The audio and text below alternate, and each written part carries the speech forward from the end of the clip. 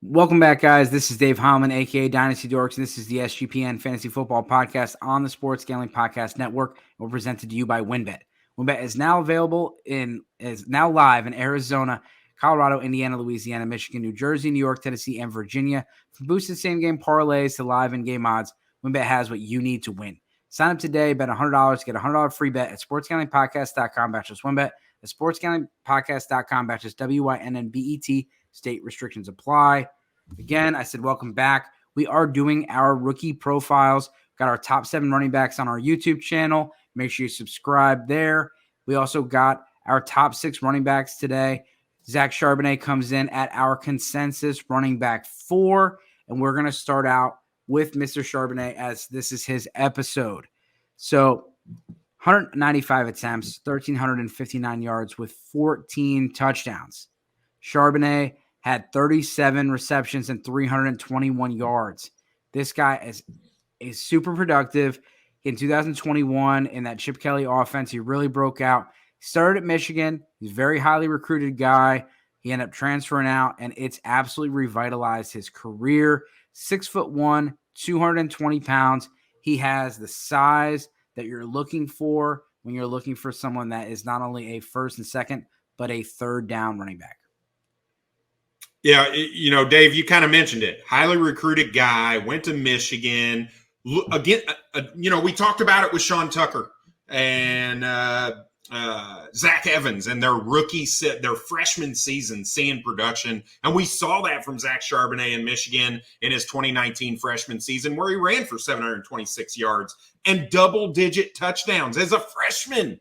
And you're like, oh, my God, this guy's going to be money. And then 2020, he just disappeared. Chris Evans and Hassan Haskins threw him to the wolves. He said, screw this. I'm out. I'm entering the transfer portal. He went to the UCLA Bruins, and like you said, he never looked back. Again, 2 seasons with double-digit touchdowns and over 1,000 yards in both of those. Now, let's get into the pros. He managed all those yards and touchdowns because of 3 main things. 1, his vision. This dude has a really good knack for finding openings, no matter how small they are in protection. One of my favorite things, the cutback run. And his comp is not this guy, so don't go crazy.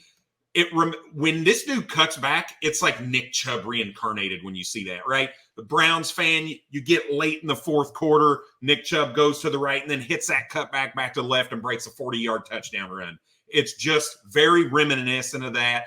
That is one of my absolute favorite things about Zach Charbonnet is his ability to do that in games, and it's beautiful. And Siri found some stuff on the web for me about the UCLA Bruins. Now, finally, his third thing is the contact balance, which actually, I'm just going to give you the stat. He had the 4th most yards after contact per attempt in all of college football. All of college football, 4th most. Number 2 was Bijan Robinson. Number 3 was Zach Evans. That's some pretty good company to be in. Pretty good company. Now, let's talk about some cons. Some concerns are sometimes he runs a little high, right? So his contact balance, as good as it is, you will see at times he gets a little upright, his pads fall behind his knees, and he goes down just a little too easy. So that's number 1. Number 2, he doesn't let the blocks progress all of the time. Apparently, I'm super loud. My wife just told me. So he doesn't allow those blocks to progress. He doesn't allow guys to get to the second level.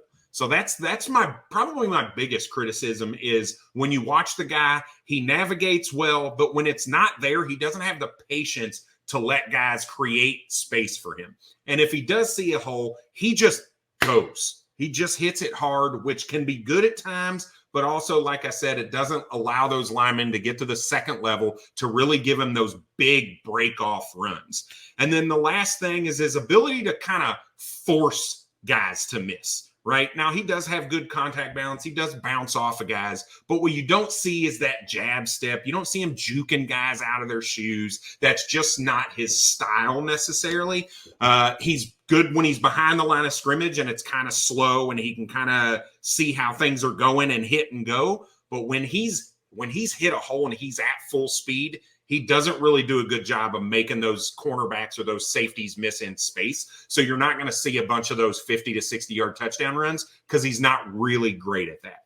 So overall, I think this dude's proven his entire career that he belongs in the NFL, right? You can look back at his freshman season and his 2 seasons in UCLA, and you can see that. My hope is that he lands on a team that will allow him to utilize his 3-down skill set, right? You see 3 years in a row with an improvement in receptions and yardage, right? So he just continued to grow in that scheme. And like you said, Dave, Chip Kelly kind of unleashed him a little bit over the 2 seasons in UCLA. So now let's go to my comp. My comp, right, I talked about Nick Chubb and the cutbacks, but I really think a good comp for him is going to be Leonard Fournette. I think he runs with that style. Like I said, Leonard Fournette's not a guy that makes you miss. He's a guy that has good balance and might bounce off of you, but he's not going to, again, never juke you out of your shoes, not doing spin moves around guys or anything like that. I think their style is very similar. Their vision is very similar. And hey, if Zach Charbonnet turns into Leonard Fournette, I'm going to be okay with that when he's my RB3, RB4, maybe RB5 in dynasty rankings for the rookies. Yeah, and Charbonnet, and coming from Michigan does not throw the ball to running backs, especially back in that 2019-2020 offensive scheme, which had some pretty poor quarterback play, pretty poor offenses. You can see the change in the scheme, but what you like to see is 70 catches almost, or 60 catches for a guy that is 6'1", 220 pounds.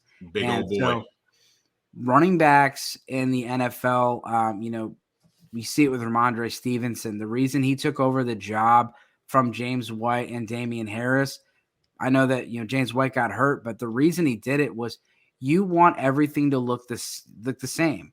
You don't want, okay, well, James White's coming out to pass play, Damian Harris coming out to running play.